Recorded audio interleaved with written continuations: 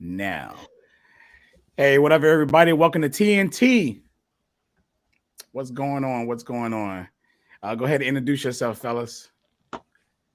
Roddy Merritt, check me out. Merritt Productions on YouTube. Hit that subscribe button. There's my shout out. Shameless plug.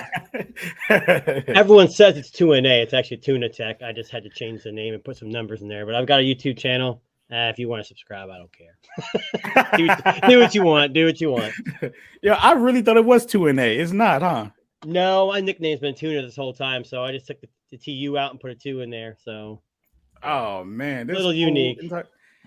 Wow. Okay. That's interesting. I had no clue, man. I had no clue this whole time. I was like 2NA. Right. Yeah. And I thought it, and then like when we named this podcast on like TNT or whatever, I thought it was like, that's too close to his name. That's all right. That's all right. All right. So, well, we're going to open up with everyone kind of pretty much talking about their daily carry. So what I mean by daily carry, I mean like your phone, your tablet, I say tablet, your phone, your watch, and your buzz. What are you carrying every day? I'll let Roddy go ahead and go first. Well, I've switched a lot this week. Got the new S23 Ultra is my daily. Still rocking the 13 Pro, just the regular Pro, not the Pro Max. That's my side piece there. And I also just recently picked up the brand new Galaxy Buds 2 Pro. Thanks to Delvon on that for recommending that. And then tablet that I use / laptop, because I got rid of my laptop a year ago. I'm on the S8 Plus, Tab S8 Plus. So that's kind of like what's in my bag, what I carry with me, meetings and work and creative and all that kind of stuff. That's what I'm using right now. So, okay, cool. All right, 2NA. All right, well, I've got like 10 phones, but once you got 10 pockets. Yeah, I got cargo pockets. No, I got a couple more on the way, but I don't have the S23 Ultra. It's still been delayed through Google Fi, but I'm still rocking the Pixel 7 Pro. Gotcha. And honestly, the Red Magic, I'm still trying to play with it. I'm doing a video here soon, a review on that. The Red Magic 8 Pro watch. It's been the Fitbit Sense 2 for a while. The Pixel Watch is beautiful. It's just the battery life was killer. But I actually just got the Apple Watch Ultra, and I'm playing around with that with the iPhone 14 Pro, and I can't get it. I can't get into the Apple thing. I mean, I love the iPhone. It's just the 14 Pro, the battery life isn't there. That Red Magic lasts 3 days without a charge. It's crazy. And then tablet, I got the Tab 8, S8 Ultra. S8 Ultra. And you're gonna hate to hear this. The earbuds I'm rocking right now are still the Nothing Sticks. Those things are they don't have noise cancellation, but you pop them in your ear. And I mean, I don't work out with the earbuds, but when I walk and stuff, I throw them in my ear and they just work and they sound good. They're for having no, passive, sound control. They're pretty good. I mean, like people make a big deal about noise cancellation a lot, but everybody don't use it. I'm a person that don't use it myself, like talking about it. So it's not really a buying factor for me with these buds and stuff. And going into that, let's talk about my daily carry. Everyone should already know right now, it definitely is the Pixel 7 Pro. I mean, there's no other phone out there better than this phone. No other phone. This phone got the best battery, best camera, best looks, best. No, advertisers, right? I wonder how many people I just triggered right now, but I know. Oh yeah, it's the best for me, obviously, right? But I'm carrying that, and I'm carrying my Pixel Watch. The battery actually for my Pixel Watch it just reminds me of an Apple Watch battery life that I pretty much make it through the day, charge it through the night. It's like that ongoing pattern. And I recently switched to the Galaxy Buds Pro 2 as my headphones. At first, I was using the Pixel Buds, switched from those to Sony. And then after I got the the Galaxy Buds, I switched to those or whatever. So yeah, that's pretty much my daily carry right now at the moment. So yeah, There we go. And as far as the tablet goes, I can't really say like which one I'm using right now because I switch between my Galaxy Tab S8 Plus and my iPad 12.9. I really don't carry them out the house anymore since I got my MacBook Air. I'm gonna be honest with you. I don't even take the tablet out. So I'm gonna have to say the tablet might have to be put on the back burner, and I'm gonna say a laptop is my daily carry with those phones. So the S8 Ultra won't fit in your pocket. No, I tried, but the 11-inch fits in there for some reason. 11-inch, wow. Yeah, it was just crazy. So yeah, So, all right. So getting into this, I just want to talk about this. Ask you guys, what was your first phone? Not like first phone, but like what phone did you get first? iOS or Android? What was like the first? Because I don't want to say first smartphone, right? But between those two, which one came to you first? Well, I was a longtime BlackBerry user. I was one of those people. I held out to the very end. And I did not want to get an iPhone. Like I was like anti-iPhone. And so my first, like, I know you said not smartphone, but you know, I used a BlackBerry forever, kind of my first phone. And then I got an HTC, and it was right whenever everything was switching over to 4G. Kind of tells you how old I'm in, but that phone was garbage. Like it had no reception. It was glitchy. It was the one that you like pushed up on it and the keyboard was underneath it and everything. Oh yeah. It was bad. Like I returned it within like 24 hours and they were like, just get an iPhone. And I got an iPhone 4 and I was all Apple after that for like all the way up until the like the 6S or 6S Plus or whatever. I was all iPhone. So that was kind of like my journey before I ever gave Android a chance. So it's kind of like BlackBerry to iPhone. Gotcha. That was kind of my journey with it. All right. What about you, Tuan? Well, I mean, at first entrance would have been Android, but before that it was BlackBerry a little bit. But I was on. I love the T-Mobile Sidekicks when those things came out with the swivel screen. They had a black and white and had a color version. Yeah, I think it was 3G at the time. I'm not trying to age myself either. Sorry, but the first was a G1. I had it on T-Mobile. I think it was at that time. It might have been even Aerial Communications or Voice Stream at the time. It wasn't T-Mobile yet. Yeah, but I love that phone. How the screen kind of swiveled out. It had a trackball in it. Man, that thing was. It was awesome. Yeah, it was. But it was. You know, looking back at it now, it's like we actually use those things. I mean, it's a totally different thing. You know, but Android, Apple at that time were totally different. You know. Yeah. They were. Yeah, and that I'm not going to topic too much, but when that Verizon dropped that Droid, Motorola Droid, I mean, that's when Android really got its lift up a little bit, I think, to the public. So yeah, Android was my first thing. I want to say that I moved from like Palm Tree into Windows, and then moved over to Android as well.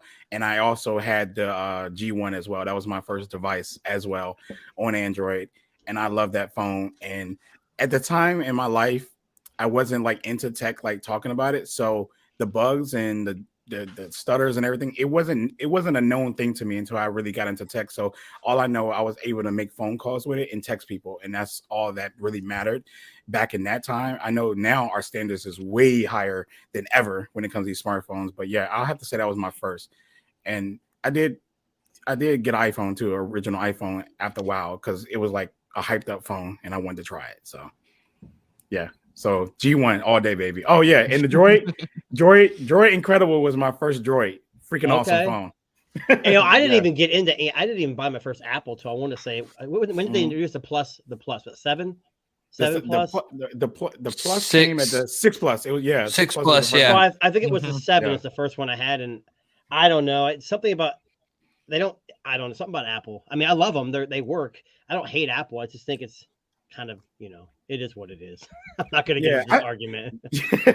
Yeah, I mean, I never hated them back then. I think I dislike them more today than I did back then. But it's really the phone. It's really not like, well, I really hate the company overall, to be honest with you. I don't really like Apple's practices, but I hate that I love their damn products, you know? I hate it. I got to admit that they're good, but I just hate the company itself and how they, you know, do things, their business, you know? Yeah. But when they're good though, man, their stuff is just, I mean, if you have, like, I remember my first MacBook Pro that I got, not to get off topic, but I mean, that kind of sold me, was like, you know, once I got that, I was all in on Apple, because I'd gotten the 4 and then I upgraded to a 4S, and then I got my first MacBook Pro, and I was just like, man, their products are the best. And I was like, I was a fanboy, because it was just like, you know, I like the look of the laptop and I love the look and the feel of the phone, and they worked really good, and I didn't have any issues. And I saw other people that had other phones and computers having problems, and I didn't have those issues. Yeah. So they can, man, when it works, when their stuff works and it's good and you have that good experience, it's hard for you, like, not to take a chance on something else. That's true. That is true. And that's how I felt. Like I hate it that I loved it so much. It's like it works, it worked and it was good. And yeah, and I'm kind of right there with Android now. I'm kind of like that with a lot of my products. So it's kind of like, what can I give up for? What can I give up to? I don't know. And I think the biggest thing for me is you buy an iPhone 15, it's going to be Mhm. very similar to the iPhone 14. They may have some software things, but with Android, Yeah. you'd have Samsung. It kind of did the same thing. They kind of just iterated. But then you Mhm. have Google, you have Sony, you have Huawei, you have Oppo, you have Vivo, you have OnePlus. So you have options, and I love to try different things out. Unfortunately, I get all excited, and then when they Mhm. come in, they're like, "Oh, it's pretty much the same as all." I mean, isn't that Isn't that always so- with tech with us? I Yes, mean, we're always yes. excited about something. Like I was very excited when I got my Galaxy Buds Pro 2, right? In the first week, I was like, yo, and now it's like, I know. oh, they're good. And then somebody tell me about them. I mean, somebody asked me about them. I'm gonna tell them how good they are, but then now they're just I'm waiting for the next ones, right? Yeah, Like, yeah, Yeah. yeah. Yeah. So Mhm. Exactly yeah, right. that's how it works. So the next thing is what are you guys workflow? What are like, pretty much tell the people how do you work? What are you working on? Tablets, laptops, desktops? How do you switch around between your workflow and what you do?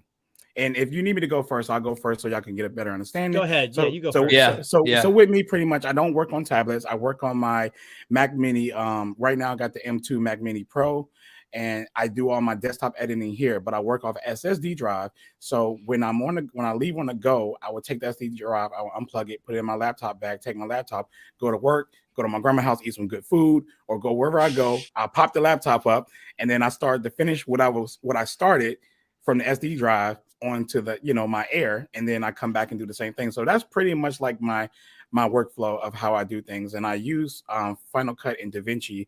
I recently switched back to Final Cut, not because I like Final Cut better, is because I realized that DaVinci, the free version, wasn't outputting actual full 4K. So I decided, when you render it, so I decided to go back to Final Cut until I purchase actual studio version of DaVinci, which I'm going to get, but I'm working on some other investments before that because I have a video editing program that works. I don't need to be spending money on that right now. So yeah. So what's your guys' workflow? Am I going? Mine's similar, but I've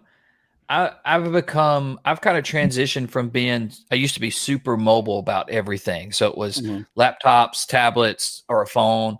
Now I've kind of gotten a lot more accustomed to working off of an actual computer, a desktop. You and I have talked about our woes with the Mac Mini. And it's fine, but I wish I would have got a studio, and even with the hype around the new one, I'm still going to get a studio. So I mean, that's just all it is to it. But if I'm on the go, I'm kind of like you. Everything is even when I'm on a desktop, everything's getting saved to an SSD, and then I'm using that to, luckily you can plug that into a tablet or a phone or whatever if I have to. But that's me, is like I wanted to cut down on like how much stuff I was mobile with, which is why I tried to cut out the laptop, which so far so good. The only thing is like any kind of content creation has been a little bit more difficult, just for the fact that I've had to get used to some different programs that I'm not used to. I'm a Final Cut person, so I really like Final Cut, and I just prefer it. So LumaFusion, that's been a little bit difficult to get used to. So I try to make sure, like, if it's a big project, I'm usually not doing that on the go. It's usually like smaller stuff, and I can use other programs to kind of do that. But on the fly, I mean, most of it works pretty well. But yeah, I'm pretty minimalistic. I do probably 90% of the stuff on the go from my phone. And if I can't do it from the phone, then I'm probably not going to do it. I'm just going to wait. Oh, wow. That's interesting. Yeah. So, really? Yeah. So I'm assuming you do it off the Fold, right? Well, the Fold was, I mean, that was one of the reasons why I got the 3 and stayed with the 4. But and also like getting the S23 is all, and when I had the S22, those phones work really well. Like I couldn't do it off my iPhone. I don't have that phone for that. Okay. So I have to have something bigger. but I've been pretty impressed, you know, with how well my Tab S8 has handled everything I've thrown at it. And I really like, I had a, you know, I had a MacBook Pro, and which it was a smaller one, the 13-inch, I think it was, or whatever they had, the little one. I'm surprised, like, I don't miss that. I don't miss having a laptop. I don't shop for a laptop. I'm not like, man, I wish I had a laptop or whatever. So far, which I have the keyboard and all that stuff to go with it, but so far it's done everything I've thrown at it. But yeah, I do everything off the phone. And like I said, if I can't, that's one of the reasons why you hear me talking a lot about, you know, RAM, is because that's how I'm using that device. So, yeah, if I can't do it on the phone, I don't want to do it. And that's been a transition too, going from a foldable, especially a Samsung, you know, you've got Android 13L on those foldables, or on the Fold now, and then you switch over to like a slab phone and it's just regular Android, and they're a little different. And so you kind of get used to certain things. So there's like certain things now where I'm like looking for it, and I'm like, oh, this don't have that, like, you know, and I'm like, I got to get used to using a normal phone again. But yeah, for me, I try to stay like as minimal as possible. So it's a tablet and a phone, and that's it. Like no laptop. That's tough. And yeah. So there are times where like, it's like I can't get to my desktop, and I really wish I had it because it's a lot easier. But it's, those times are like getting less and less nowadays, just because there's so many programs out there that, like, I use CapCut. I've got CapCut Pro, and I use CapCut for a lot of video editing now. And I mean, it really handles, like, you can export in like super high 4K if you have CapCut Pro. And you know, that's not like a super, it's not like a big project that you can do a ton of stuff in, but it really does, like, I can throw together like a quick little video really, really fast on it. And people are like, man, that's a good video. How'd you edit that or whatever? And I'm like, I just did it on my phone, and they can't believe it. And it's the same way with, like, if I'm doing like anything with like graphic design or whatever, like programs like Canva and stuff, they've gotten so good. It's just like, you know, why do I need, you know, something else, you know, why do I need Adobe at all? So fair enough. I don't know. Yeah. I mean, it's just that we've gotten to that point where, like, I feel like phones are getting like closer and closer and closer to like computers, and same with like the cameras and stuff. It's just kind of like they're almost like, it's almost like, why do you need so many devices anymore? You know what I mean? So because I don't know. Yeah. We just buy them for no reason, because we don't need it. We just buy them for no reason. What about true. you, 2NA? So I was trying to grapple what kind of question you were asking, because my day job is completely the opposite of what I do. I love tech on the side. I've been building computers and all kinds of stuff for years, and so when I decided to get into this, and me and Roddy kind of joked around about it. I said, he sent me a picture of him watching one of my videos, and I'm like, yeah, they're pretty crappy, aren't they? So I mean, I'm doing top-down videos. That's about all I do. I use I don't even know what the camera is anymore, so I just pop it up there and do it.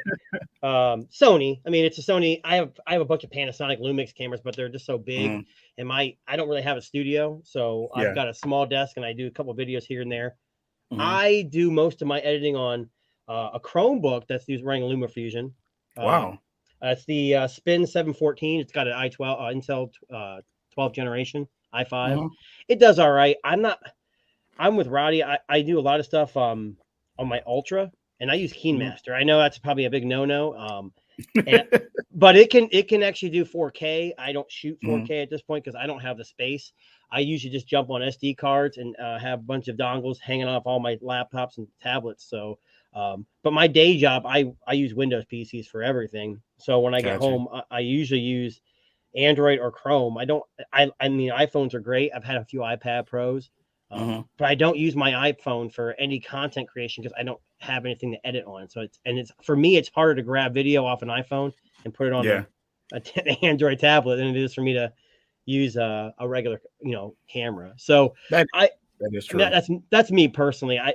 KeyMaster's been great for me. I know it's a monthly fee I got to pay, but they have all your duty-free music already in there. They've got some clip arts, and they've got stuff that's just easily accessible. And then I use Canva for my thumbnails and stuff like that. And I'm getting used to that too. But I'm relatively new to the game, and I'm just trying to learn. And I'm trying to get some better at this B-roll thing, but it's not going very well for me. So that's why you don't see much in my videos.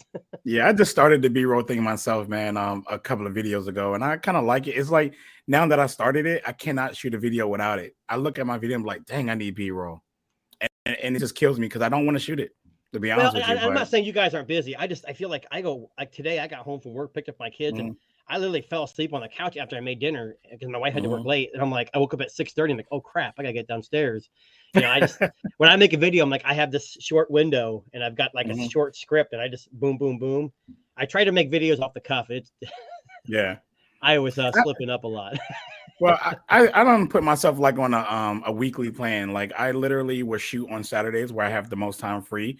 I shoot my talking points, and then throughout the week that I work, I will actually shoot B-roll. Like I'll shoot like a few B-roll clips, like on Monday, maybe Tuesday, Thursday, or whatever days I need to shoot. And then I try to edit throughout the day at my job because I got downtime at my job. So that's where I take my laptop, like I said, and I do a lot of editing there. And like Roddy, he can do the same because he said he does it on the phone. So he could do it anywhere. He could be in McDonald's parking lot in the drive-thru and, edit a little bit. So that's even more convenient for him. But me, I had to pull out my whole laptop setup and, put my SSD and start working like that. So I found a way to make it work. And I decided to drop a video every Friday to try to give me time to build up videos. So literally right now, I took a big sacrifice and shot I think like 4 videos in one day. I just spent my whole Saturday shooting 4 videos, right?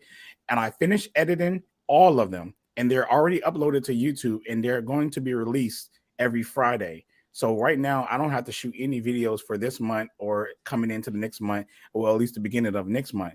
So that gives me time to work on the video without having to stress myself and getting it out real fast. Yeah, when I have a bunch of things coming in, I'll make like 6 videos and I'll schedule them out. So I know, like, hey, for the next 3 weeks, I'm good. The problem is I'm not a big guy. So like when I get these new products, videos are already out. So I know I'm already going to have smaller numbers. So it's like, man, do I want to wait or do I do them all at once? But I've been trying to push them out like that, but I don't have a set schedule. That's one thing I need to do probably. Yeah, it'll help you, man, if you did get on a schedule. I know I don't try to compete with the big guys anymore. Actually, that goes into the next question is like, what actually got you started doing YouTube? What made you want to do YouTube? Why are you laughing? Why is he laughing? Well, I don't know if I want to say. Let's leave it PG. No, I've always enjoyed talking tech, and a lot of my friends around me don't really give 2 craps less about tech. And I talked about some of the other YouTubers that I know personally, and I jumped in a few live streams here and there, and I wasn't anybody. So I just think it's just for me. My wife could care less about my phones. My kids are young. So for me, it's just an avenue for me to get things off my chest and make a video. If no one watches, and for me, it's more like, hey, I'm doing something I enjoy and people want to get something out of it. So it's kind of like, I don't try to mimic other people. I mean, it seems like I'm doing unboxing videos, but I'm just kind of doing things off the cuff. Like, hey, this is what this phone is. If you like it, you like it. If you don't, you don't. To me, it's just, I'll be honest. I'm hoping that at some point I'll be able to get some of these items before they come out, so that way I can get people interested in them before they come out, and then whatever. But yeah, it's just a love of tech. I mean, it's not just phones. I've been really getting the smart home stuff too. So, got you. Yeah, Roddy, you want me to go before you while you clean yours up still? No, it's not bad, but it's do you have one of those buttons you can like buzz or 5-second delay? Like right. It's nothing like that. It's just so I started out after I graduated college, I couldn't get a job because I'd been a musician most of my life, and so my hobby was cars, and I didn't know what else to do. So I went and got a job at a car dealership. I didn't know how to sell cars. I didn't have a clue what I was doing. But a lot of the guys that I followed on YouTube were car reviewers. They were like reviewing cars, and I was like, well, I could probably do that. So I remember I had my phone, and I bought like one of those little suction cup mount tripod things that you put in the car. And I drove around, told people, did my best impersonation of like, what would Jeremy Clarkson do? And like, I'm driving around talking about the car or whatever. And so that turned into a channel that I did for a long, long time called Roddy's Reviews. but at the time, like, I didn't have a lot of money, so I didn't have the tech, or like I was literally like, I didn't have internet at my house. So I'd have to go after I recorded the video and edited the video. I'd have to go. I remember at like 8 o'clock at night to a coffee shop and like pull up next to the coffee shop and try to upload my videos to YouTube. No internet. So the kids, no, I didn't have. They don't know what that is. What? Man, No I was poor. I couldn't afford it. I was poor, Right. and so it's just kind of like. Just part of that was doing stuff with tech. And I've always kind of, I don't know. I've always kind of just loved the cell phone. Like I just thought it was cool. You know, I used to have my little Nokia and I customized it with all the lights and stuff like that. And so, you know, as much as I hate to say this, like Marquez was one of my favorite YouTubers, like, you know, way back in the day before he was big. Before he was big, like when it was just him and he was doing it by himself, like I really enjoyed his videos and I trusted what he said. And then you know, some of the other guys that I started watching, Mr. Mobile and the Unlocker and guys like that, you know, I started watching their stuff and I really liked what they were doing. And I was like, man, I would love to have a job like that. And so whenever I started doing more and in the way of you know, IT, and then I finally got into digital marketing and things like that, you start using a lot more tech, right? You start seeing a lot more. It's kind of becomes part of your job. And so it was really hard because I would trust people on what they were saying as they were reviewing it. And I would buy this stuff and go, well, this is trash. And they told me it was great. Or I'd take a chance and go buy a cell phone that everybody said was bad and it was really good. And I was like, you know what? Maybe I should start doing this just to, you know, put my own personal opinion out there, because maybe, you know, maybe some people are just saying stuff because they're paid for it or because it gets the likes or the views or whatever. And they're not actually 100%. I'm not saying they're lying, but I'm saying, you know, maybe they're like inflating the truth or whatever, just so that they can get the views. And so that just kind of led into, you know, me doing this today. It kind of started off. I remember when I really got serious about it. It was whenever I first got two devices. I got the iPhone XR, and then I got S10e. And I remember when I got those, it was like they were both brand new devices when they came out, and there wasn't a lot of videos on the S10e. And so I wanted to do this video series where all my videos were shot on a mobile device. And so I was shooting on the S10e, or I was shooting on the XR. And so that just kind of led me down this path to eventually get to the point where I had a good enough setup that I could just, and the time to kind of just start shooting. But going back to what Tune was saying, was like, I have the hardest time like shooting that B-roll. Like for me, that's the hardest thing that I do out of all of it. Like I can sit down and I can do talking points and shoot 3 or 4 videos until I get it just right and get my talking points out of the way.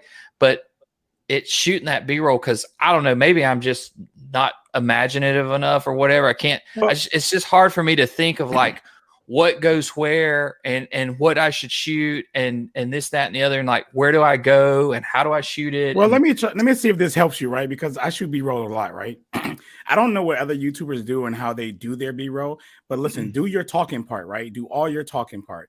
Then go back and listen to yourself. If you talk about a feature, then you make a B-roll using that feature. If you talk about you know, design of the phone or the product, you go shoot B-roll showing that off. You just make sure your B-roll matches what you're saying and add that into that part. And it's that simple, because I don't think too hard about my B-roll. After I literally do the talking part, I listen to myself and I use Google Keep and I write down everything. It says, okay, I talked about the camera, get some camera shots. I talked about the battery life. Let's get some pictures of the battery or something like that. You don't really got to get pictures of like, you know, you using the battery. Just show the battery percentage and show the battery settings. Right. Something. You know what I'm saying? Or talk about like, if you talk about how fast the phone is, then just stroll through your phone, record yourself doing that. That's pretty much how you do the B-roll. Well, that's not my issue with B-roll. I mean, I understand that part, because I'll be giving talking parts, and in my head I'm thinking this is a good part to put, you know, a B-roll of the screen and the back camera. Yeah. It's more like for me, it's the editing part, because I'm not good at. I mean, I'm not saying bad at editing. I'm not as familiar with editing. I took camera courses. I can use cameras all day. It's just the editing part when I think we talked about this before, when I was shooting Yeah. a long time ago, I had a dark room in my high school. We'd go in there with, the dark room with chemicals and produce pictures. We didn't use, Adobe or anything like that, Photoshop. So I think that's where I'm trying to catch up, is the editing part. So, but yeah. B-roll, I don't think it's also time, it takes a little more time. So, but if you want a good product, I guess you got to spend the time. So. Yeah, I mean, I don't want to jump too far to the subject, but I do see a lot of successful channels without the B-roll, man. But let's go ahead. Let me just go ahead and get into why I got started, because the reason why I do my B-roll and stuff like that. Now, I got started because I'm one thing people don't know about me. I'm really big into movies. I am a movie buff. I love movies. I'll go to a movie. I watch it 4 or 5 times in the movie theater. I would break down that movie. I would dissect the mess out of a movie. I would dissect the actors. I would dissect every scene, every whatever. I love it. So theoretically, when I started my YouTube channel, I was shooting short films. I was shooting short videos, but it got kind of hard because I actually write movies and scripts and stuff like that. I do that all the time. It was hard finding people to shoot because I didn't want to be in the camera. I wanted to be the director. I wanted to be Michael Bay. You know what I'm saying? I wanted to be James Cameron. I wanted to be that guy. Hey, you go there. You need to pull that. I wanted to be the director. That's what I wanted to be. So with that being said, it was hard for me to find people to shoot. And I knew that I wanted to sit back and edit because I like editing. I wanted to sit back and edit this footage and put it together and create something amazing and that people will sit here and enjoy. I couldn't do that. So the only thing that left me to do is okay, maybe I can translate that into tech videos. I buy a lot of tech. I can talk about all the tech I buy. And that's what I started doing. So as you can see that my videos are involving more and more is because I'm trying to implement this whole movie thing into these things. If you notice, a long time ago when I did my intro to my unboxing of my Pixel 6, I literally did a whole freaking movie when you watch the unboxing in the beginning and then of the UPS guy delivering the package. And I made it real dramatic, like it was a serial killer night scene because I'm really into horror. So I really, really made it crazy. And then when the package got to the door, here I am with the top down shot and I'm just talking about the phone now. It just got boring to me after that point. But I was trying to get used to implementing intros like that. I even had to plan a bunch of intros to how I'm gonna do unboxings and all that stuff like that. But here I am, just like any other tech channel now, and just doing the same old, but I'm trying to get back to my roots right now of doing something more dramatic and different. Whether or not it's going to grow my channel or not, I really don't care because I do like you guys, man. YouTube is just something I do on the side. It's fun. Yep.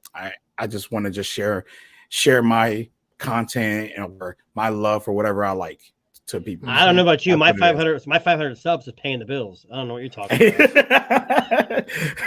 Well, I don't know how that's happening because my 2,000 subs ain't paying no bills. What's that? There's a website. It says Social Blade. I think you could type in YouTuber's name and see. And I type my name in and it says I make like $20 a month. I'm like, I have not got a check yet. Where's my check? I'll take $20. That'll give me a half tank of gas. Come on. I haven't got my check yet from YouTube either, man. Still working on that, Jank, but it's almost there. I'm probably $5 short from that. I don't know. But I'm with you. I'm just here for that. I love talking tech and talking phones and whatever. So it don't matter if people like it. I mean, I'm close to 500 people like to listen to me. So good luck with that. Yeah. Hey, look, man, I'm grateful for all my audiences, man. I don't care if I have 2 or 3, bro. I appreciate everybody. So, cause it's like I say, this is not like my job, but I would love for this to take off and become that. Who wouldn't want to do this, right? Like I could dedicate more time and make my videos great. If I had this was full time, it would be totally different. Oh yeah. But I have one question though. Roddy laughed when you brought this question up, and we thought it was something that was going to be disgusting, or we never. What was the funny part? Why'd you laugh? I'm still trying to figure out why you laughed. Because I thought he was going to say OnlyFans. That's what I was thinking when he started laughing. I was thinking OnlyFans. My love of cars led to OnlyFans. I'm like, whoa, wait, cars and OnlyFans. Like, how if you go back and look at your first videos, they're kind of cringeworthy. So the stuff that's on this channel, you can go back and look at those videos, and they're not super bad. But if you go back to the early days of when I was shooting those car videos, I go back and look at them, and they're pretty cringe. So for me, it's just it's funny to think that that's what I was doing, but at the same time, one of them super low quality, and just it was just me driving the car around talking, and I was having to recycle B-roll, and it wasn't really good because it was just my camera had no stabilization, so I'm like trying to pan with the camera and get a cool shot. And you see like little bumps and stuff. It was real though. It was real. That's what matters is what you know. Sometimes that don't matter. I know you look at your quality back then compared to now and stuff like that, but you was raw back then, man. That was real. Yeah. You know, I actually saw someone really put a felt that phone. love. I saw actually someone put a phone on a box, like a cardboard box, and push the cardboard box. It was smoother. And I'm like, you know what? If that works, go for it. I mean, I have never, exactly. It's not OnlyFans. So, Roddy, your channel's not OnlyFans. Okay. No, I keep my clothes on. I'm good. All right, so we're gonna get into the next topic, and this is about Apple because we can't get up on this channel and not talk about them at some point, I guess, you know. Okay. But but it's not too much. It's just like how do y'all feel about the way Apple is doing Type-C? How do y'all feel about that? So what I've heard, Type-C, they're going to have the certification. Is that what you're talking about? Pretty much. You know what? That's what Apple does, and they'll make millions and millions off accessories. I mean, that's what they're good at. And then these other companies will pay them to certify their cables as well. So, I mean, at the end of the day, it's a business, and Apple's doing it right. Is it right for the consumer? No, that's a totally different story. But if you're a business, it's all about making the money. And I hate to say this, when Apple does things like this, usually the other manufacturers follow suit. I'm actually surprised the new Samsungs have a SIM card slots, which thank God they didn't take them away. But so I mean, it is. I don't agree with it, but it's a business, and that's what they're going to do. They're going to try to make money any way they can. Gotcha. At least it'll be USB Type-C. I mean, that's a plus. That's the only plus right there. Well, that's Roddy. I just feel like, you know, they're Apple and kind of like what he said. I mean, they're going to market. I think they're going to market their Type-C cable as being the preferred Type-C cable, and they're gonna try to force people to buy it and use theirs. And I think that, you know, I would say for like the average consumer, which most everybody that's listening to this or that's, you know, us that talk about it or in the circles that we talk in, we're going to know that Type-C is Type-C. You know, some are better than others. We have our preferred cables that we like to use and this, that, and the other. But I think Apple's going to tell the common consumer, the people that buy their stuff and just buy it religiously and just don't care, that their Type-C is the preferred Type-C. Because people go to a Best Buy. They have a section that's just Apple stuff. It's just Apple chargers. And people aren't going to buy an Anchor charger, which we all know is probably better than Apple's charger. They're going to go straight and buy it. They want the iPhone cable. They want the iPhone charger. They want the Apple stuff. And I think that's probably what they'll do is they'll say that it's got, you know, faster data transfer or faster charging or whatever. And they're just going to market it. I've already seen several things that have leaked out where they're talking about that, you know, they're already starting to look at that as branding of like, you know, that they suggest that using theirs for the best experience and this, that, and the other. And I wouldn't be surprised if like some of their warranty claims come down to, you know, like, third party parts. Your screen goes bad or your battery quits, you know, charging or whatever. And they go, oh, would you use our Type-C cable? Oh, you don't? Well, we can't warranty it. You know, I could very well see them doing that because, I mean, if we think about it, there's no telling how much money that they're making off of accessories. It's one of the reasons. It's one of the reasons why I think they haven't changed the design of their phone is because there's no telling how much money they're getting off of patent stuff because their cases haven't changed in the last 5 years. Their chargers hadn't changed in the last 5 years. Their cords hadn't changed in the last 5 years. And everybody makes one for it that you can buy. You know, there's probably billions of companies out there that have a different name and they just slap it on there and they sell an iPhone charger or cable and they're making tons of money off that stuff. So for them not to want to switch over to Type-C, I can see exactly why they don't want to do it. But at the same time, I just know how Apple is and they're going to tell you that theirs is better than everybody else's and people are just going to believe it. Yeah, I think that Apple is just, I don't like Apple's practice and how they treat their customers, you know what I'm saying, their users.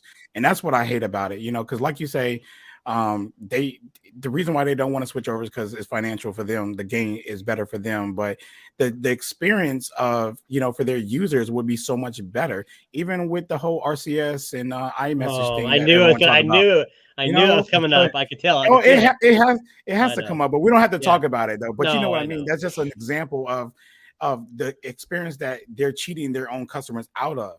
And I feel like the USB Type-C thing is the same exact thing. You know how many people come to me and ask me for a charger that has an iPhone, and I'd be like, well, if you had Type-C, I could just hand you this, but I can't.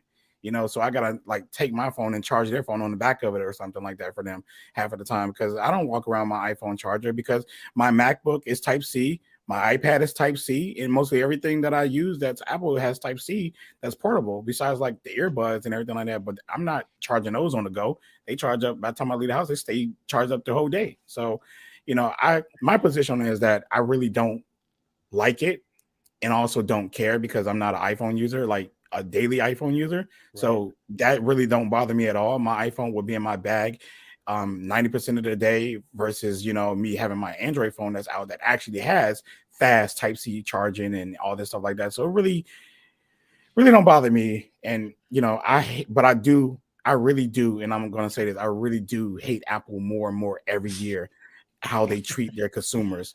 But I fucking love their products, and I hate that too. I hate myself for liking their product. And the way I look at it is, we all have different use cases for our phones, and we can all bitch and say that, sorry, excuse my language, that, Apple's materialist, whatever, they monopolize whatever, they're all about money, but their customers keep buying it. So they're screwing their customers over, but the customers keep buying it. So they're making money. If they weren't making money, they wouldn't be $1 trillion company or $3 trillion company. Yeah. But here I have one question before you jump to the next one. So they're going to have their WWDC or whatever it is coming up. What are they going to call their USB-C port? It's got to be some fantastic name with a bunch of marketing. Someone running up a hill and climbing on a mountain. Unless they say Thunderbolt, but I mean, I don't know. You're right. They are going to throw some kind of fancy name out there. Thunder-C. And and I don't know if the users are going to. The Apple. I don't know. Yeah, we're done. I don't know, because iPhone users, the basic iPhone users, always call Android chargers Android chargers, and I'm like, Android don't have chargers. They have whatever the standard is in the industry. That's what we normally have. We had USB, micro USB, then we went to Type-C, and always just like Type-C charger. It's not a charger dedicated to the Android phone, but a Lightning charger is dedicated to the iPhones and their products. So you can say that's an Apple. You got an Apple charger, yeah, sure. But Android charger, no, it's Type-C. It's just everybody has Type-C. I would assume Apple makes most of their money off their hardware. That's why they do this. They walled in ecosystem. They're starting to make more money off software now with their subscriptions. Google and Android have always been software 100%. So they're not making Google Pixels aren't making.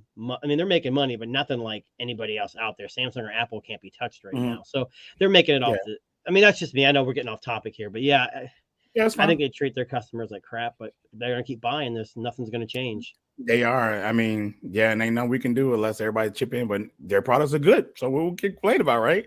All right. So the next thing is like, what would be your prediction of phone of the year this year, without any phones being released? What phone in your brain that you think that may take it today? I know the S23 is out already, so that's kind of like it's out already. But who you think is gonna take it? Well, here's the problem. What I've noticed now is tech YouTubers don't just say phone of the year. They say iPhone, Android of the year, honorable mentions, small phone, big phone. I think the Fold 5 for the US is probably going to be, and the Flip 5 are going to be it. I know that what's the new, it's an Oppo Flip, whatever, just got announced today. Yeah, I was going to order that from the Amazon UK's website, but it's like $1,100. I think I'll pass right now. But anyways, I think that Samsung's, the S23 is, I think the S22 Ultra was in the running even though it comes out at the beginning of the year. I want to see what Pixel. They don't have enough rumors on the Pixel 8 yet. Obviously, they're man. You jumping around so many phones right now. I know. Well, you gotta remember, because with Android, there's so many different phones that come out. Like Sony's gonna release a new one, but Sony doesn't really sell a whole lot. LG's gone. I'm gonna say it's gonna be between Samsung and Google. It has to be. I don't think any contender is gonna come out. But when you think of Fold, there's no one touching the Fold right now. I know OnePlus is working on one, but OnePlus has got a kind of it's left a lot of dirty taste in people's mouths. So I don't know if that's really going to go too well right now. But yeah, I could name off all kinds of phones. Whatever phone I buy is going to be phone of the year. And whatever I can. I know that's right. Hey, that's how I be feeling, bro. Exactly. What about you, Roddy? Well, it depends. Do you want to know my phone of the year, what I think is going to be phone of the year, or what I think everyone else is going to think? No, we ain't talking about nobody else because they don't matter what phone they is about you, bro. What's your OnlyFans fans want you to Yeah. Make a poll for them. I'll be honest with you guys. You know, I have learned now that, and Delvon, you've kind of touched on this and talked about it before, but like, and I always make fun of you because I get so upset because you're so content with the Pixel, and I'm like, oh, I wish I could be that way about a phone. Like, I wish I didn't feel like I had to change every 6 months. But I'll be honest with you, like, I've been pleasantly surprised with this S23 Ultra. I really have. Like that's not hype. I went in really skeptical with the S22. And I was completely right about that phone. Like, I got it. It was a fine phone. There's nothing wrong with it, but it was not as good, as smooth, as fast. I didn't get as good as battery life as I did with my Fold. And I just really like that Fold. I've liked folding phones since I got the 3. Roddy, before you can I ask you a real quick question? I'm sorry to interrupt. So the S22, when it came out, it was like super hyped. And I don't know if you guys do this, but like when I get a phone that's super hyped, I get it. I'm always kind of let down. I'm like, wow, this was way too hyped. Yeah. And the S23 was kind of underrated. They're like, oh, it's iterative. I mean, MKBHD said something. I think that has, I'm not saying it's you, but I think that has something to do with it. It's not supposed to be, people weren't. Maybe so. It's got a processor. Okay, it's newer, but yeah, I think that's part of it. It's kind of underdog, and I think it is actually really, really good phone. It just wasn't out like that. A lot of it for me is just like it's going to be within like the first week of how the experience goes. Like if I open it up and I turn it on and I can, swap from one phone to the other and everything's just seamless and I don't have any like issues where like it freezes or gets frozen or doesn't do what I want it to do or like, and I start trying things out as soon as I get it. Like I'm like turning the camera on and taking a picture and all this kind of stuff. And this phone has just been, it's went beyond my expectations. So maybe you're right. Maybe like it wasn't as hyped up as much as maybe some of the other phones. And so therefore maybe my expectation was kind of low for it and it's exceeded my expectation. Right. But you're the reason why I can't cancel my order because I keep going on the button to cancel because it's being delayed. But like everyone's saying how great it is now. I don't want to get rid. I don't want to cancel. It is. It's really good. It's really smooth. I haven't had any issues. I'll say this, like already, like some of my first impressions of it, all the stuff that everyone's hyping about, like everyone's talking about how great the battery is. I'll be 100% honest with you. I haven't had battery life that I'm just blown away with. It's about the same as everything else that I have. Not saying that's bad, but it just is what it is. But I'll be honest, the phone that I'm really looking forward to this year, and I really hope it's a good phone, is Pixel's foldable. It's rumored or they've leaked it or whatever, and we're supposed to hear or see it in May. And I'm really looking forward to that phone, and I really hope it's good. I think Samsung's got a lot of competition if Google puts a Fold out, if Oppo's bringing foldables to the US. Yeah, anybody brings in the US that they're going to have. Yes, it's just anybody else because it's just Samsung like right now. Because I'll be honest with you guys, like I like the Flip and I like the Fold, but I hear all the complaints that people have about them, and there's stuff that I look over because they don't bother me, but at the same time, I'm kind of like, well, if that didn't, like the gap between the screens, like if that didn't exist, I'd probably appreciate that. Doesn't bother me at all. Yeah, it doesn't bother me. It doesn't bother me, but would I like it if it wasn't there? Yeah, I'd feel a lot more comfortable with the phone and worried about if it's going to get damaged or not. So I'm looking forward to that. I think if Pixel comes out with a foldable that's as good as like the 7 Pro is, I think that could definitely be a possibility for phone of the year, in my opinion. But I also think, Apple's talking about putting out a iPhone Ultra. Yeah. And I'm just going to say it. If they put out an Ultra, it ain't going just go ahead. Just go ahead. Hey, Roddy. Just go ahead. Just go ahead. You cannot nominate the S23 Ultra as a phone of the year. It's got Wi-Fi issues. We already saw it. It's all over Twitter. Here we go again. The phone's done. Yeah. But what's funny? I brought this up on Twitter. Samsung's got a Pro watch and an Ultra phone. Apple has a Pro phone and an Ultra watch.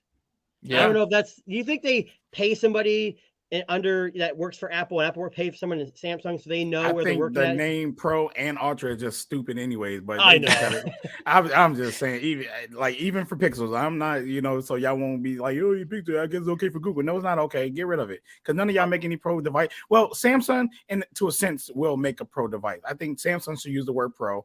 Apple and Google need to drop it because none of their devices seem Pro to me at all whatsoever. But the S22U, the 23U, I feel like Pro means professional, and I can see professional businesses using those devices as a Pro phone. And like Roddy say, he edit with it, like stuff like that. You don't do that stuff on iPhones. You don't do that stuff on Pixels. Like it's so much better to do it on a Galaxy phone with an S Pen and all the stuff like that in the screen. So it just makes more sense to me. But Apple releases an Ultra phone. It's like the watch. You're going to be digging in the sand with that thing. And it's going to be so ultra. I think it's just going to be it's just going to be a rugged phone, probably just like the watch. Yeah, but you can run a marathon. Same bad software. I'm getting it. Software. You can't run a marathon in the desert or go deep sea diving with a Fold, but with the Ultra watch and the Ultra phone, you can take your watch and take selfies underwater while you falling deep down in the depth at the same time. And people are like sold, like. It'll have a raft. They can hit a button and a floatable raft will come out of the damn thing. Oh, yeah, something, man. I mean, if it does that, I might buy it. It might be Ultra for me then at that point. Might have to switch to Apple for a time at that point. They were like, where you going, man? I'm going to a river because I just want to pull my raft out. every time I call you, you buy a river. I was like, well, I got to use it. I pay for it. But yeah. Oh, man. I mean, to be honest with you, it's hard pick for me right now, but I'm going to just say the Pixel 8. I don't know why I'm saying this. I really don't know. Because I feel like the Fold might be something, and I feel like the Pixel Fold might be something, but I'm a little scared because those are still like the Fold 4 is a big time prototype phone, right? And then, well, not the Fold 4, the Pixel Fold, is a big time prototype phone right now. And then the Fold 5 is still is out of the prototype area, but it still needs improvements, and I don't know if Samsung's going to make those big improvements this year, or we're going to get it another 2 or 3 years. So that's the only reason I say that. And I know that if the Pixel 8 comes out and it's solid like the Pixel 7 and they improve on the things that they need to improve on, it's going to be a badass phone again, like this year. And from the 6 to 7 was a big. It didn't seem like much, but it was a big jump. It was a big jump. It was a big jump, and I feel like they're going to continue those good refinements that they have right now, and then we're gonna get another great phone. I mean, I hate to say it though, I just don't look at Apple as competition for them anymore when it comes to like phone of the year. Apple has fallen behind, and I feel like their general focus is more so like the services and trying to figure a way to keep you in the system, their ecosystem, and lock you down and all that stuff like that. And there's, like I say again, there's nothing wrong with that, but it is because I hate their business practices, but I don't see them doing anything dramatic with the phone to make it anything more dramatic than this year, besides adding Type-C, and that's it. Is there a rumor they're going to put a periscope zoom in there too? I thought there was a rumor there. They've been talking about that. I mean, but think about this.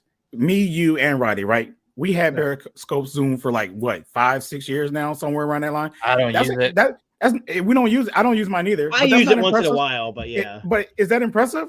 Do you think that's impressive? No, it's not. Not for us, but people who use iPhones, Apple will invent it. They will invent it the day they release it. So it's going to be a brand new thing for everybody else. Yeah. It's going to be a brand new thing for them. But I'm just speaking on like us. I'm really not speaking on like everybody because I can't speak on them. So like to us in the tech community, right? In the tech community, it's nothing new to us. None of us. Even the ones who, it might be new to the ones who are like tech people who only like Apple and don't buy anything else. Is going to be new to them, but like for the real tech lovers who like buy everything and try everything, it's nothing new to us. It's going to be like, oh look, we can zoom in. Oh, there you go. Click, don't use it no more.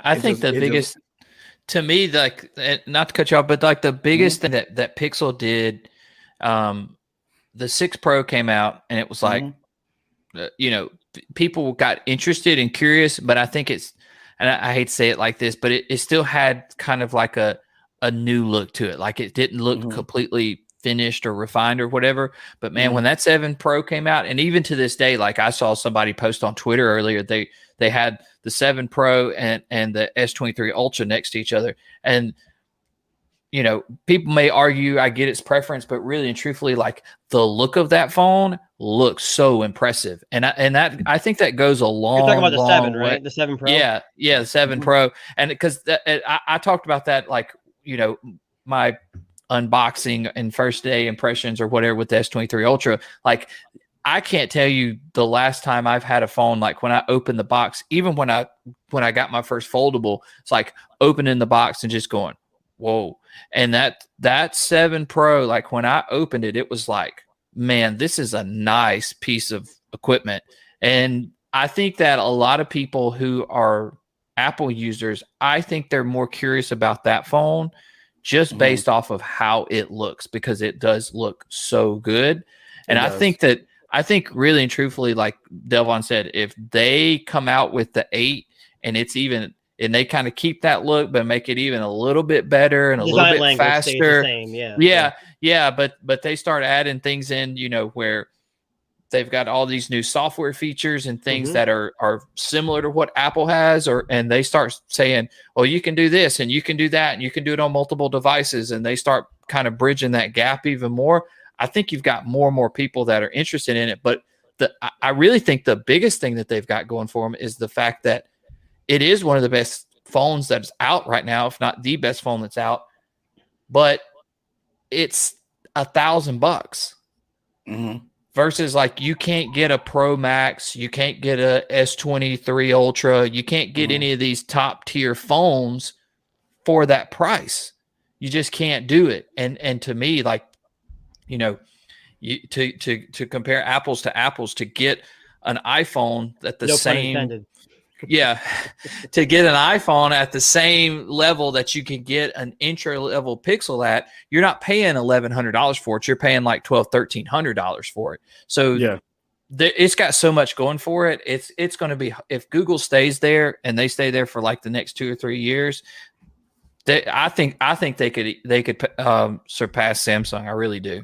Especially if their foldable's a hit. They got a long way to go, but they got a long way to go though. But I mean, if they can just stay in that space and just kind of ride this the groove that they're in right now, I think they could easily surpass Samsung, or at least come to that level where they're not number 3 or I think they're actually number 4. They're not down there anymore. They are a top 3, top 2 phone. I really think they've got that. You just touched up on my next one, because I was going to ask you guys, where do y'all see Google in the next 10 years? Do you think that they will have a higher market share in the U.S. market in the next 10 years?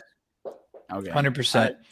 I think they're going to lean way into the ecosystem, because I can tell you for a fact, like having a an Amazon ecosystem and then having a Google ecosystem, or those assistants, or those home things in your house. I've tried both. I did the whole house with all Amazon stuff, and I just recently started changing and switching some stuff over to Pixel, and I can just tell you already out the gate, Pixel is just killing it. And so if they get more integration into the home, and then they can, and then if they start doing some of the same stuff with like Chrome OS that Samsung's doing with some of their software and their computers and their tablets and stuff like that, and then that's a whole nother thing, like the Google's take on a tablet. We've already seen what that might be like with a docking station and stuff like that.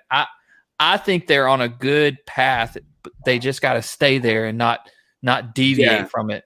That's my only thing. But if they stay there, they're I think next 5 years they're huge. Yeah, I agree. I think they're going to grow. I mean, growing now, their percentage is going up slowly but surely.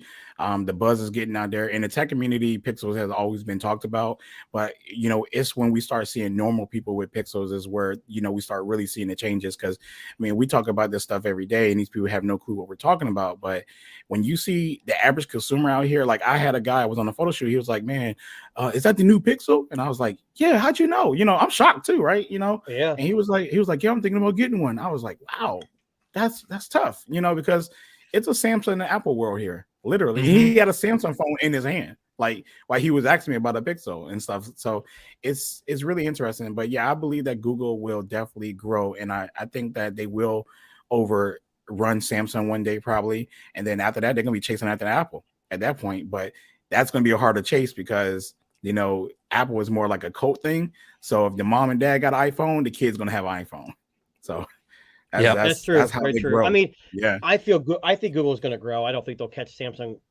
Maybe in the next 10 years. I don't. It takes a long time to get a foothold. I think Google's got the right marketing skills and they're doing the right things. But Samsung, you can't. I mean, I know a lot of people don't like Samsung and they've got a bad reputation. They're just throwing everything they can and seeing what sticks. But they've really dialed in their design and their software, and it's getting much better. I don't have the S23 Ultra, but what I'm reading is now maybe Roddy can attest to this. You know, for me, Google, one of the things is like the call protect, the call screening, all that stuff. I was told Samsung has something very similar on the S23 Ultra. They do now. Yeah, they do. Yeah, I love to see that. See, that's one I thing. had it on the Fold. And I tried it for a little while. I did like this. I was going to do a video about switching over to Bixby and not using Google as my assistant or whatever. And so I turned all that stuff on, and it's got the potential, but it's a long way away from being what, like with a Pixel, it's seamless. Like somebody called. Is it Bixby settings? Is that where it's at in the Bixby settings? Yeah, I have the Fold, and I didn't know that was even an option. I think it's called like Bixby Voice or something. Okay. I can't remember, but yeah, I cut it on. But it's like with a Pixel, you guys know, somebody calls and you automatically, like, it pops up. You've got those. You just hit a button and it automatically do it, right? Yeah, well, or it automatically do it in the background, because sometimes it gives you the option, sometimes it don't. It just does it for you. Yeah. Well, it's not that seamless. It's not that seamless on Samsung. So sometimes I'll get a phone call and I don't get the notification. I don't have nothing to click. It's just ringing. Like if it's a spam call or something. Like I had one the other day. It's like it called 3 times, every time it said potential spam or whatever it says. But I didn't have any way to, like, you know, activate the call screening. And I was like, where's it at? Why is it not working? So it's not as integrated or smooth as it is on the Pixel. They've got the potential. They got to work that out. So okay. I mean, but it works. It does work the same. It says, you know, just like Google says, it's a call, you know, call screening from Google or whatever. It says this is a call screening from the Bixby Samsung device or whatever, you know, whatever the text is. But yet it works exactly the same, but it's just not. It's not smooth. It's not as integrated. All right. Well, that concludes our stream, but I do want to ask one last question real quick before we get out of here, because the wife gonna kill you. He's like, are y'all gonna get a Pixel? No, I'm just playing. But no, we didn't roast Darren. We're supposed to roast Darren. Oh yeah, oh man, hold on. Separate. That's on you. Sorry, I just roasted him. I got you.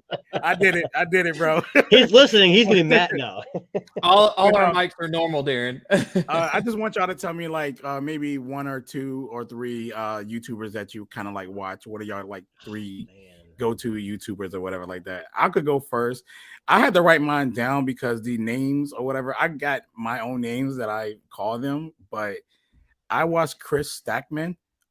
He's an actual movie critic. I love watching his he's awesome. Yeah, also you know about him. So I watch his videos after I watch the movie because I want to see if my thoughts line up with his, and I love that. So I watch him. He's one of my favorites.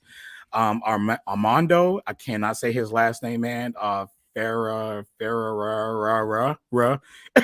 He used to be a tech guy, but he switched to cameras, and I'm really, you know, I'm a photographer, so I'm into cameras. And he used to be a big tech guy, and now he switched over. So I love watching his channel. And my last channel that I watched is How It Should Have Ended. I don't know if y'all know about that.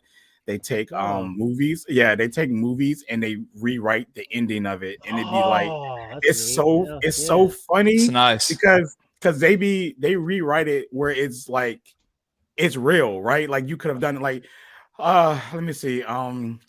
Let's say Batman versus Superman, right? They did one for that. The Batman versus Superman movie. You know how them two were fighting each other and stuff like that, and Martha and all stuff like that.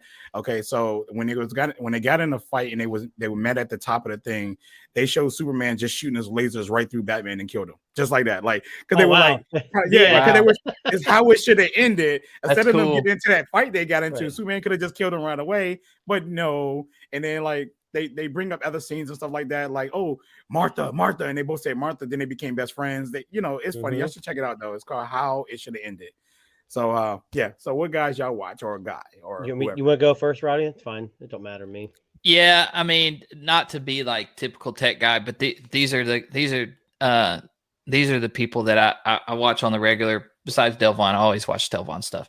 But I really like Michael Fisher. He's Mr. Mobile. Mr. Mobile. Captain Yes. Two Phones, right? Yeah, he is the guy. Like, I'll watch everybody else's video, but if he tells me it's bad, I agree with him. I'm going with him. And then David Kogan, who's the Unlocker. Mhm. I love how he does his videos where like he to me he's the best day in the life videos that are out there. I really, really like those guys. And I really like Mike O'Brien. Mike kind of focuses on he does phones and stuff too, but like he's a good person to like if you're wanting to look at some other tech. Like he's good at like kind of breaking stuff down, like some of the technologies that's in there, but he's real good at like watches and buds and headphones and different things like that. I watch him too. Yeah, and so like he talked really highly of the Samsung headphones or the buds, and then you guys all talked about it. So it's like, okay, well, let me try these, see if they're really that good or not. And then they're freaking. So yeah, those are probably like the three guys. Like I'm going to go search for them and see what they've got going on, and watching them. So for sure. Gotcha. Well, I'm going to go outside of tech because we all probably watch the same channels over and over again. I'm actually into cars as well, so I watch a lot of you've probably never heard of these guys, like Legit Street Cars. He's a guy out of Chicago. Hoovie's Garage, Watch JR Go. They're all from Kansas, and they just work on cars. I just like watching. Yeah, they buy these cars, and it fascinates me. I've got kids, so most of the time when YouTube's on, it's Mr. Beast and all these gaming channels. But tech wise, I mean, I kind of nerd out on things like a guy called ETA Prime. He like does retro gaming, and he buys gaming PCs, and it's just that's how I mean, phone wise, you can go anywhere and search for anybody. But oh yeah, you can. Yeah, I mean, like you talk about movie stuff. I mean, I watch a lot of trailers. Like I guess the new what's the Ant-Man just came out. Ant-Man. Yeah. Marvel trailers I don't watch anymore. I like to go to the movie theaters and be surprised. They give out too much. Well, they give out too much information. Right? They do, but I'm pumped for the DCU the remake, because I'm Flash is coming out, all this stuff's coming out. So I've been watching a lot of stuff on that, but mainly it's mostly car videos during the day, because when I come home it's all tech. So it is all tech, especially on Twitter for me. So yeah, I kind of don't spend a lot of time on tech videos on YouTube myself. I just kind of watch other things that I'm into, like cameras and movies and stuff like that. So I love the audio like car videos too, but I'm not a mechanic. So I mean, I work on my cars all the time. I just don't think I do very good. Got you. But yeah, all right. Well, I guess we'll go ahead and end it here. I appreciate you guys coming out, man. As always, I love talking to you guys. I catch y'all next Thursday, I guess, right? Yeah. Yeah, definitely, man. I appreciate y'all up here, and everybody that stayed in this party watching. I appreciate all of you, and peace and love. Catch you on the next video. See ya. Peace.